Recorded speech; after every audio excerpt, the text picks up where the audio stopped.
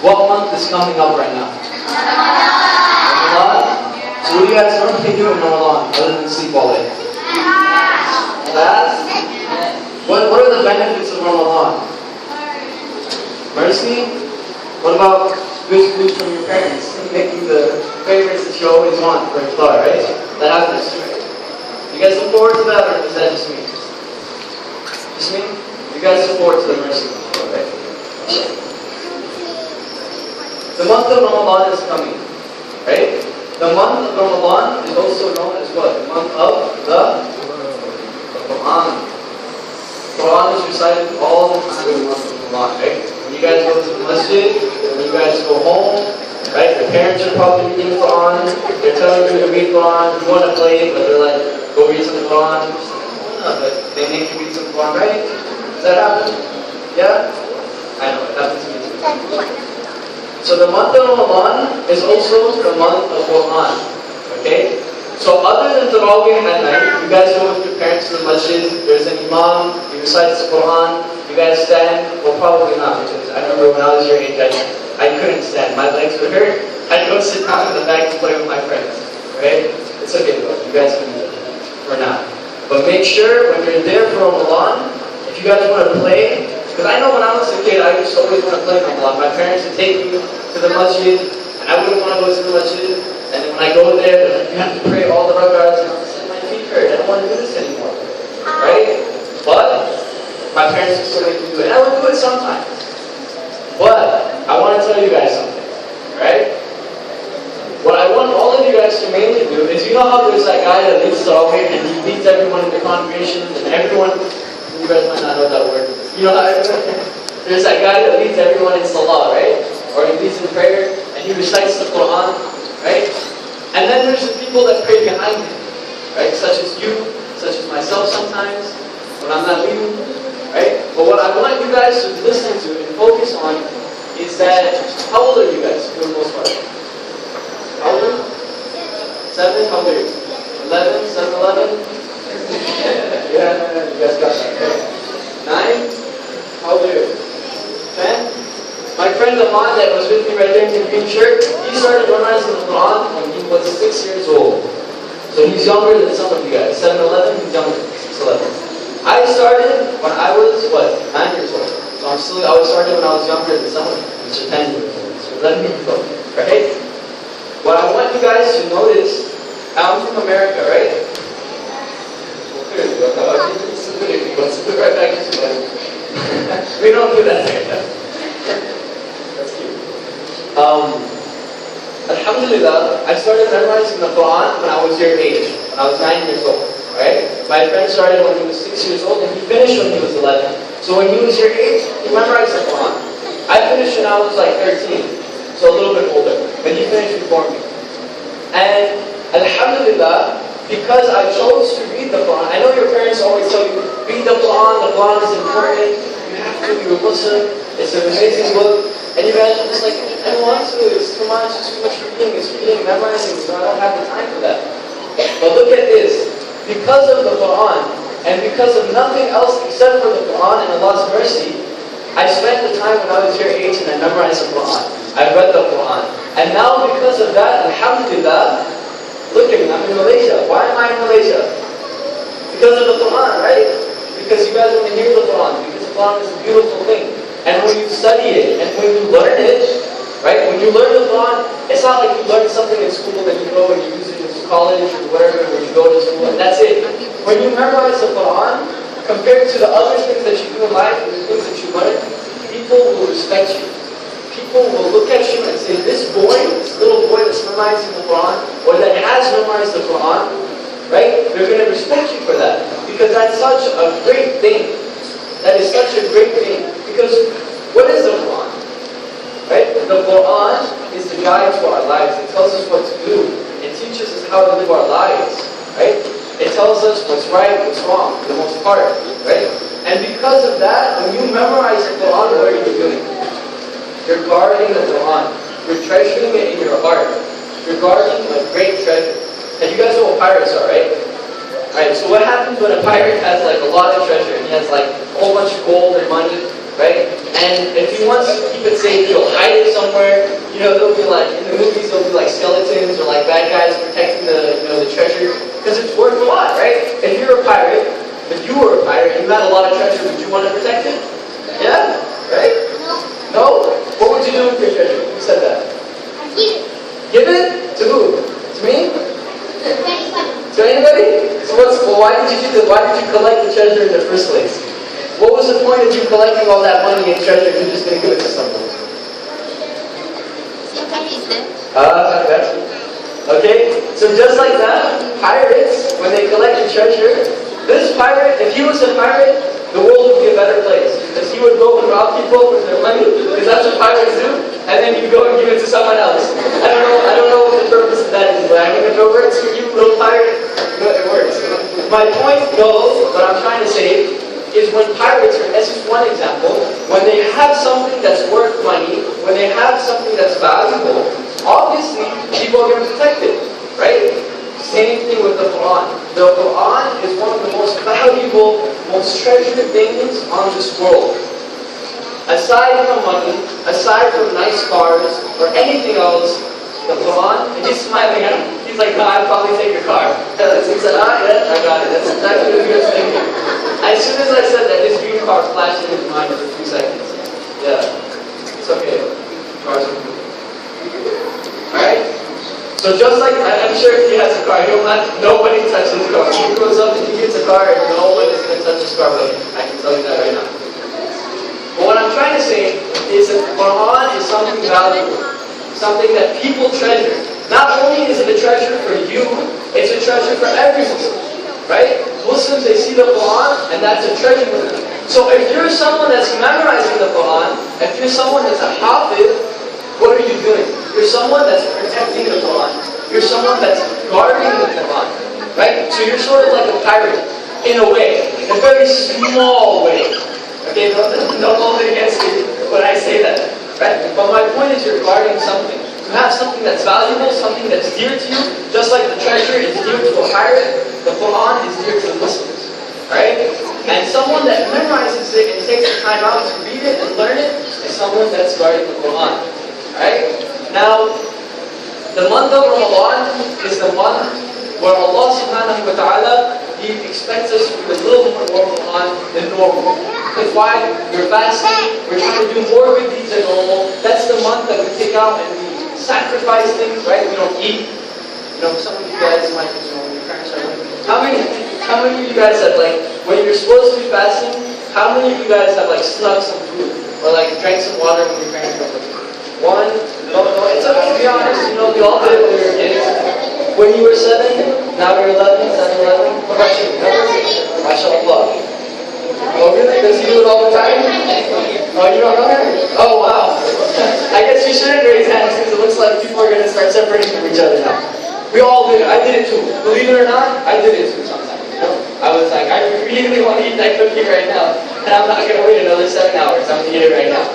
But for the person that doesn't eat that cookie, for the person that puts a little bit of sacrifice, right, a little bit of self-restraint, which is what Ramadan teaches us, right, there's a reward for you. Allah subhanahu wa ta'ala is going to reward you. For example, if you don't eat that cookie, you might get a really nice car in Jannah for not eating that cookie. Do you think that's worth it? Do you think getting a really nice thing in Jannah is worth not eating a cookie or eating something during the day? I think so. And he's like, yeah, for sure. He's like, I want a whole bunch of cars. Right? So the same way, the month of Ramadan is a month of sacrifice and a month of Quran. Right? So the reason and the way that connects is what I want you guys to do this month of Ramadan. Right? I want you to sacrifice something. It's nothing major. You have it. It's unlimited for you right now. You wake up and you have more every day. It's time. Right? You guys have time. You have time right now. Right? So what you guys do in the month of Ramadan, one of the sacrifices that you make is you sacrifice some of your time to read the Quran in the month of the Quran. And you guys learn the Quran and start protecting the Quran and treasuring the Quran in your hearts. And as you grow older, right, the Quran and the things that surround you become more apparent to you. And you will notice that the adults around you will respect you. Like this little kid right here, right? Not this one, there's no kid here. He looked at me here. Okay, I'll point at him. This little kid right here, mashallah, he memorized the Quran. You know? Someone is going to walk by him, right? And they said they're going to respect him. Right? Would you like people to respect you for memorizing the Quran? Is that something that sounds okay to you? Right? Allah subhanahu wa ta'ala is also going to be happy with you. Is that something that sounds okay? Right? Are those good enough reasons for you to memorize the Quran for you? I think so. Right? So in this month of Ramadan, all of us should take the time out and sacrifice the time to read the Quran. Who here is going to read the Quran in the month of Ramadan? I want to see you raise your hand. Who plans on reading the Quran or learning some of the Quran? What if you get thirsty while you're reading the Quran? You get thirsty, you finish reading the Quran. It's okay. I get thirsty too. But you hold it. And I'm very happy. How come none of the sisters have their hands up? You guys don't want to read the Quran? Oh yeah? No? One finger? Two thumbs? Huh? There you go. MashaAllah, that's what I want to see. I want to see that all of you guys are going to make an effort to read the Quran. Yes. No, you just raise your hand. I got you. Okay. So inshallah, I'm going to go ahead and stop there. And I'm going to let you guys ask me any questions that you guys would like. And I'm going to try to answer your questions. Okay? So if you have a question for me, you can ask me whatever you'd like. If I'm able to answer, I'll answer for you, inshallah. So,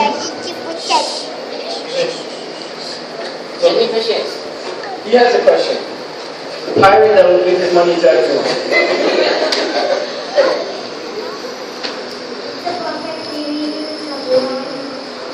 Sorry?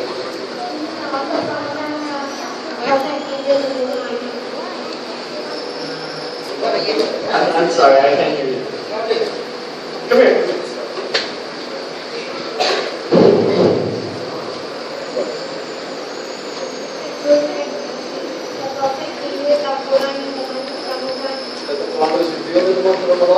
The Quran was revealed in a holy month, yes. And that's when not the entire month, because the entire Quran wasn't revealed at one time. It was ayat started coming down. Right? So there's different things that scholars say. But yes, in the month of Ramadan, originally that's when the first ayat started coming down. That's your question? Iris. Do you have a question?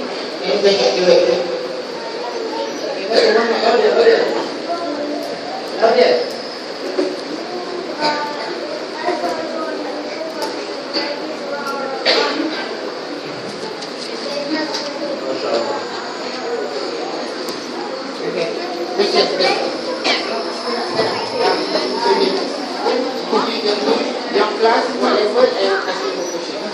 How did you memorize the Quran so easily?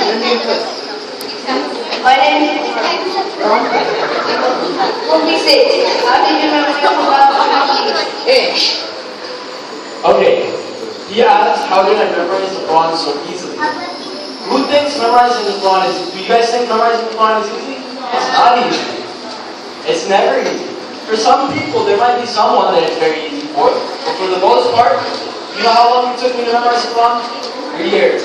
You know how long it took my friends to memorize the Quran? 5 years.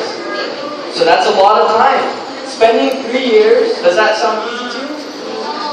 It's not. But, you know what they say, the best things in life don't come easy, right? So the Quran is hard to memorize. In the beginning, let me clarify that. I'm going to tell you guys a little secret, okay? This is a little Hafiz secret that only my father knows. Right, Amani? The thing about memorizing the Quran, when you start memorizing the Quran, it's going to be difficult because you're just beginning, right? It's like doing anything. When you first start learning math, when you first start learning how to do anything, in the beginning it's hard.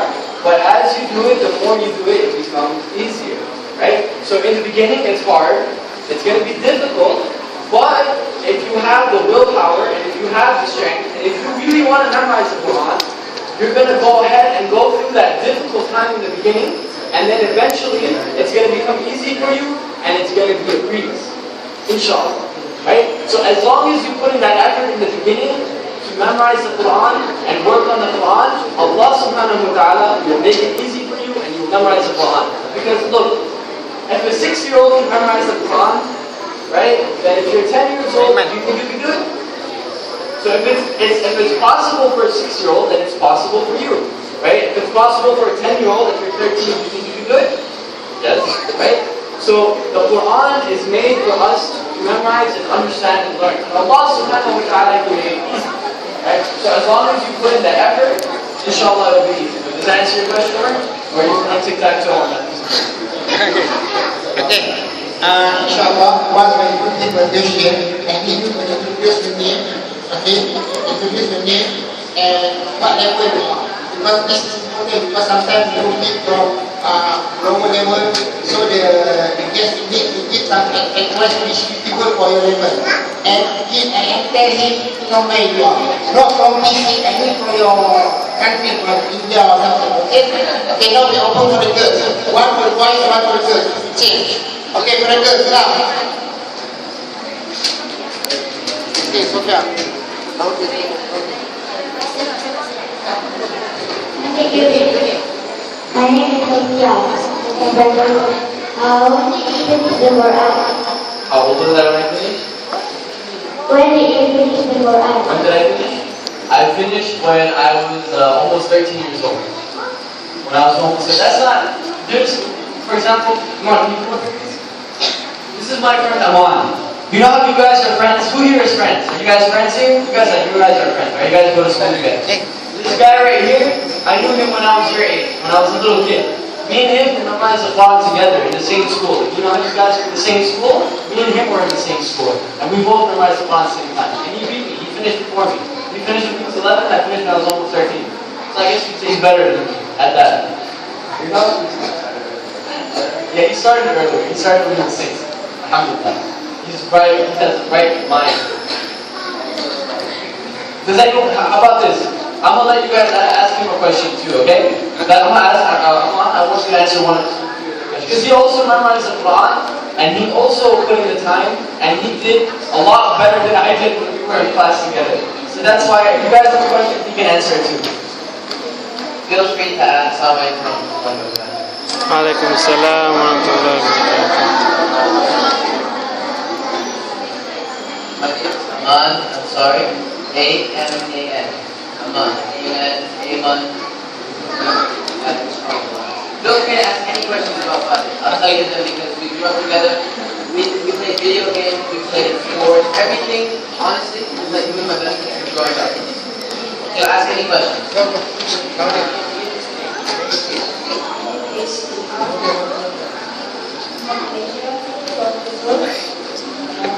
What kind of food that affects memorization? What kind of food affects your memorization? What kind of food? Food affects your memorization. Okay, nuts. Nuts are very good. My teacher always told me that, told my mom that, okay, when you're memorizing something so much, right? It's hard to, you have to have a discipline. You know how you have to wake up to go to school, you have to eat to have energy, you have to get good sleep. So just like when you're memorizing or doing something like that, you have discipline. So one of the foods, I don't know what you call it, almonds. Have you heard of almonds? Badam? I know what we call it, badam. So one of the main superfoods that my teacher and a lot of teachers for hips will tell you is to eat badam. 7 in the morning, 7 at night. Also, now I'm going to answer your question another way.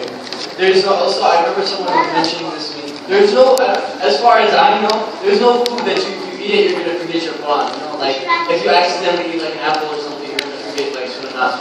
It doesn't work like that. For the most part, the food that you eat doesn't really affect your memorization. It's more of you, yourself, and the discipline that you put into it, right? When you have a test, when you study for math or any of your tests, science, history, whatever, sometimes you have to memorize a few things for your test, right? You guys eat special foods or cereal or something before your test? No. You study for the test and then you take the test, right? What you eat is it really important. There's you can look into it. There might be something that might help you with your memory. Like there's food that helps you with your heart. There's food that helps you with your mind. There's food that helps you with different parts of your body. You know what I mean? But don't count on that. Don't be like, if I eat, like he said, almonds, I'll be like, I'm going to eat like 400 almonds today before, I go to school and I'm going to just remember everything. like in the movies. That doesn't happen. See, there's no shortcut. You gotta put in the work and you gotta discipline yourself. Next question. So,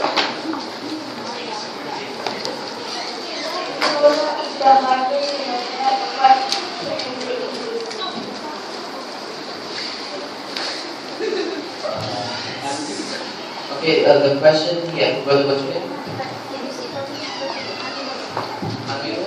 Okay, Brother Aminu asked, what surah is the hardest surah to memorize and what is the easiest surah to memorize? Okay. Am I loud enough? Okay. I can't answer that question properly. I don't know. Maybe Fateh can elaborate. it's not that it's different for everyone, right? Like that's sort of like me asking you, what's your hardest subject in school? What's your hardest subject? Science. What's your hardest subject? Mathematics. What's your hardest subject?